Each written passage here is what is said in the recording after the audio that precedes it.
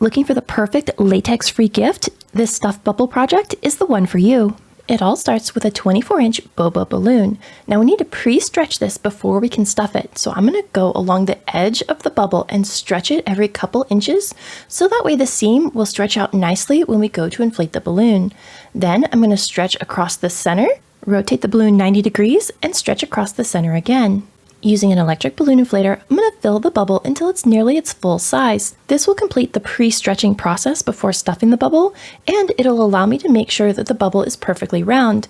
If it looks a little oblong, you can then press it against the table and roll it around a little bit to try and round out the shape. Let the air out of the bubble, so there's just left with a little pooch of air that will make the stuffing process a little bit easier in the next step.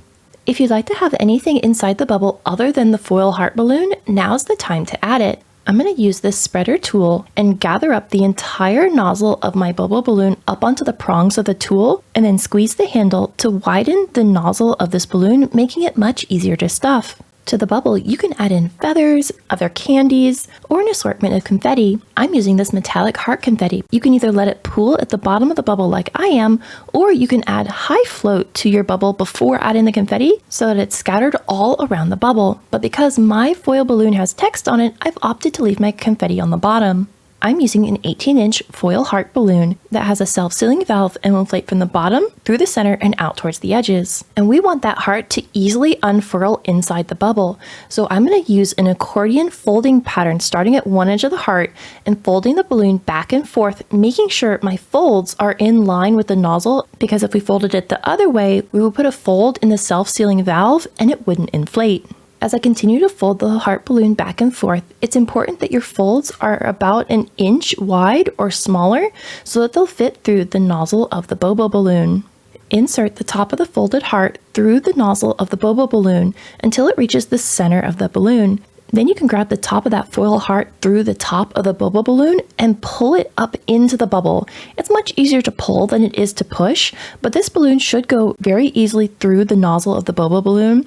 If for some reason you're struggling, you can always use that spreader tool again to help widen that opening and get the bubble inside. Keep inserting the foil balloon until the bottom edge of the heart is sitting right against the bottom edge of the round portion of the boba balloon. Only the nozzle of the foil balloon should be inside the nozzle of the boba balloon. Using a hand pump or an electric pump with a hose, get the nozzle of your pump inside the boba balloon, not the foil balloon. We need to inflate the boba balloon until there's more than enough room for the entire heart to open itself. I like to inflate this to 20 to 22 inches in size, as you're going to lose a little bit of air out of that boba while you're trying to inflate the heart and tie the knots and things. But you can add more air to the bobo after the heart is inflated. Now I'm going to insert the end of my pump into the nozzle of the foil balloon, making sure I have a good hold on the nozzle of both the foil balloon and the bubble, and inflate the heart until it reaches its full size.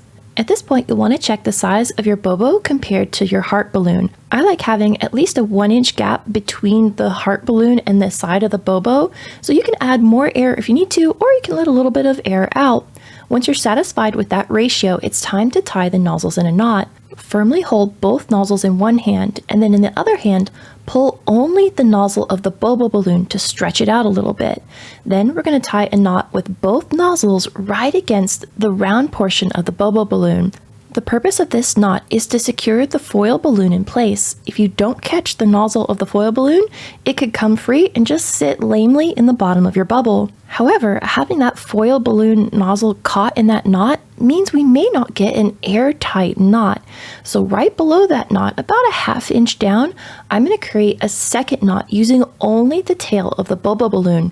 This knot will ensure that no air will escape from the bobo, and this design will look great for a long time. I filmed this project a week ago, and both balloons are still looking gorgeous. For the base of this design, I'm using a treat bag filled with chocolates. You can use whatever treats you like, but they do need to be low profile and they need to have some weight, so don't plan on using any cotton candy in this project. I've spread out my chocolates so they're only about 2 to 3 inches tall, and then I'm going to close this bag using a couple feet of curling ribbon to secure the chocolates in place and attach our boba balloon to this bag of candy. Lay the nozzle of the boba balloon across the top of our candy bag so there's only about a 1-inch gap between the bottom of the boba balloon and the top of that candy right where we've tied it. tie another knot in the exact same place, capturing the nozzle of that bobo balloon. And then if the top of your treat bag is touching the bottom of the bobo balloon, either fold it down and tie it in place, or you can cut it off with a pair of scissors, because we need room between the bobo and this treat bag for the next layer of balloons.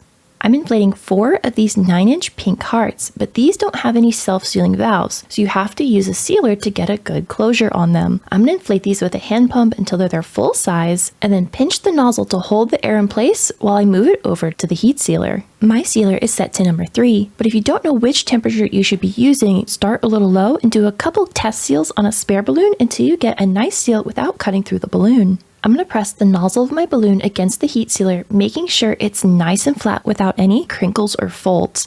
This is key to getting a good seal. Hold the sealer down a couple seconds until it clicks off. Once I have that first good seal and know that I won't lose any more air out of my balloon, I'm then going to press the air back up into the heart balloon and make a second seal right up near the round portion of the balloon, as that'll make the tail much easier to tie in the next step. Take 2 of the 9-inch hearts and tie the tails together in a double knot, leaving about a 1/2 inch or 1 inch gap between the bottom of each balloons. Do this with the other 2 heart balloons, and then we're going to attach them to our bubble. Right now, the bubble balloon just flops over, and the heart balloons will add support to that. Take one of the pairs and press the nozzles of that pair against the nozzle of the bubble balloon, and then take the other heart pair and nestle it against the nozzle of the bubble balloon from the opposite side. Take 1 heart from each pair and twist them around each other twice. Then rotate the balloon around and twist the other 2 heart balloons around each other. This will capture the nozzle of the bobo balloon between the center of all those twists and hold the bubble balloon upright. For added stability and a little bit more pizzazz, I'm going to add a layer of these mini starburst balloons. These cute little balloons have self-sealing valves as well as a tail to tie all of them together. I'm going to inflate 6 of these starburst points until they're their full size, take 2 of them and tie the tails together into pairs, leaving only about a 1 inch gap between the bottom of each of the points before joining the pairs together into a starburst. Overlap 2 of the pairs so that the nozzles touch in the center, and then twist 1 point from each of those pairs around each other, locking them together. Grab that 3rd pair and twist the points around each other, creating a flat star. Between 2 of the points, slip the star over the nozzle of the bubble balloon so that the nozzles of the star are touching the nozzle of the bubble. Take the 2 points that have the nozzle of the bubble balloon between them and twist them around each other twice. This will secure everything together. Now I'm going to take a moment to adjust and rotate around the placement of all these foil balloons. Rotate the hearts around so that any of the brand printing on the balloons are facing down and all 4 hearts are evenly touching the table. Then I want to rotate around all of the star points so that the bubble balloon is sitting nice and straight. This stuffed bubble makes a lovely latex-free gift and can be customized to suit any holiday or occasion you may be celebrating. If you enjoyed this project, you should check out this one. And until the next time, remember, stay creative, everybody.